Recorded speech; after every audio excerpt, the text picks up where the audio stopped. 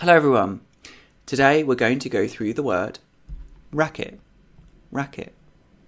Now, racket has a few meanings, but I'm only going to explain two of them today.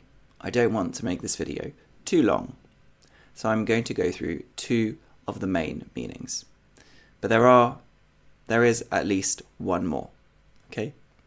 So, first of all, racket is a noun. A noun. The British pronunciation, like I say, is racket. Let's check if I'm right. Racket. He says it like me, so yes, I'm right. Racket, racket. And the American, Racket. so it's pretty similar. It's pretty similar. Racket, racket. Now, the main use of the word racket is in sport. And it's an object that we use in various sports, in different sports. Let's read the definition. An object used for hitting the ball in various sports. Various sports means in more than one, so in 2 or 3 or 4 sports.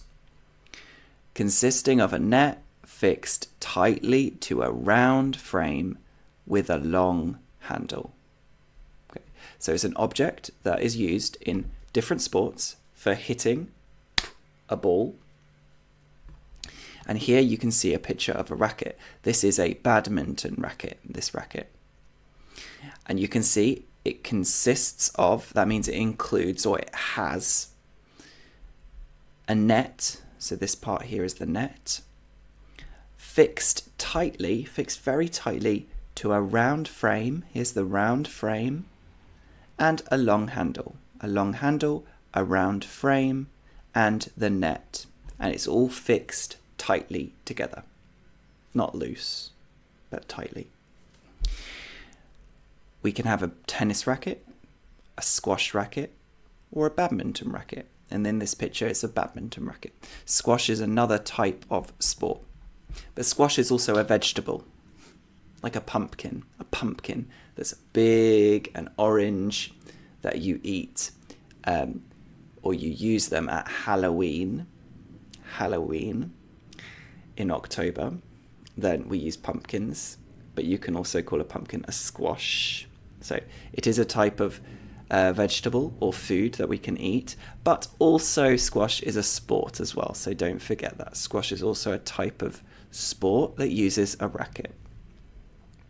Now, the word racket can be spelled in 2 ways when we're talking about this object. It can be spelled like this, R-A-C-K-E-T, or it can be spelled like this, R-A-C-Q-U-E-T.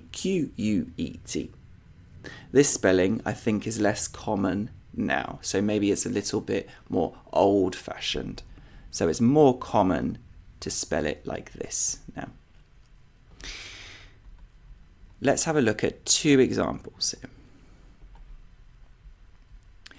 You ought to have your racket restrung before the competition. So you ought to have it restrung before the competition. So if you ought to do something, it means you should. You should do that. I recommend you do that. I advise you to do that. This is a good idea. You ought to. You ought to do that.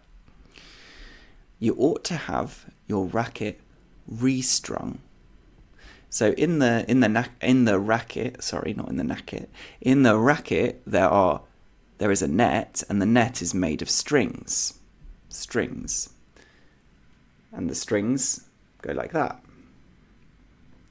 And sometimes the strings are very tight. When you first buy the racket, they're very tight, but after some time they might become a bit loose. Okay, something that's very tight and something that's loose. So the strings might become a bit loose, and you might need to get your racket restrung. So here's an example. Here's a picture of someone stringing a racket, or maybe restringing a racket. So they take the strings out and they put them back in, or they put new ones in, so that the strings are nice and tight and even as well. So you might need to get it restrung. I think maybe, I don't know much about tennis, I don't play tennis, I don't play badminton, I don't play a racket sport, but I imagine that in the past it was more common to restring your racket than now, because now the material that we make the racket with is different. So you don't need to restring them so much. So you ought to have your racket restrung before the competition. Second example, he holds his tennis racket with a vice-like grip. He holds it really tightly with a vice-like grip. A vice is an object, this object. So we can use this object. So you can't see that properly. Okay, we can use this object. If you make things in wood or if you make things in metal, then you might put something in the vice and just tighten the vice up. And then the object is still and it won't move and you can do things with it. So you put it in a vice to keep the object still. So if you have a vice, so let me just move that. There we go. If you have a vice-like grip, then it's a very tight grip. Okay, someone might shake your hand with a vice-like grip. Okay, so that's the first meaning of the word racket. This object used in racket sports. Let's look at one more meaning of the word racket. Here.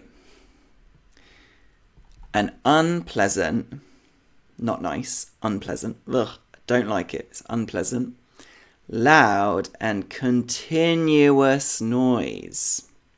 So an unpleasant noise is something that is not nice.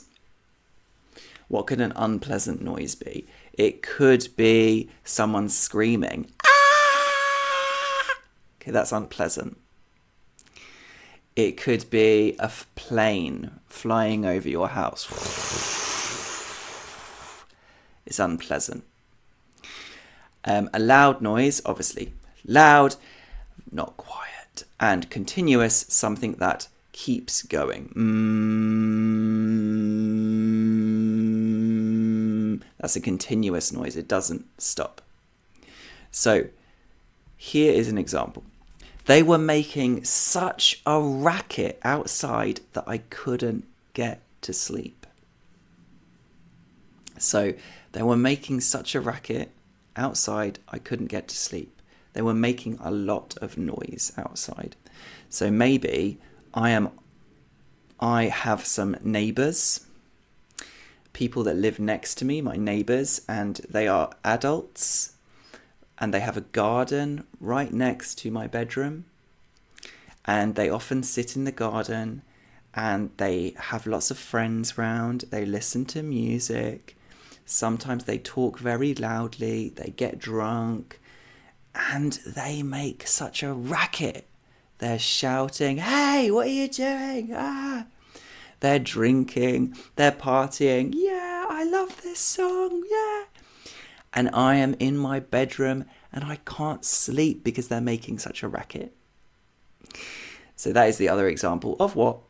That is the other meaning of racket, the other main meaning of the word racket. A racket, such a loud noise. So if anyone is ever making a loud noise, you can complain about that loud noise and say, he was making a racket, she was making a racket, or stop making a racket.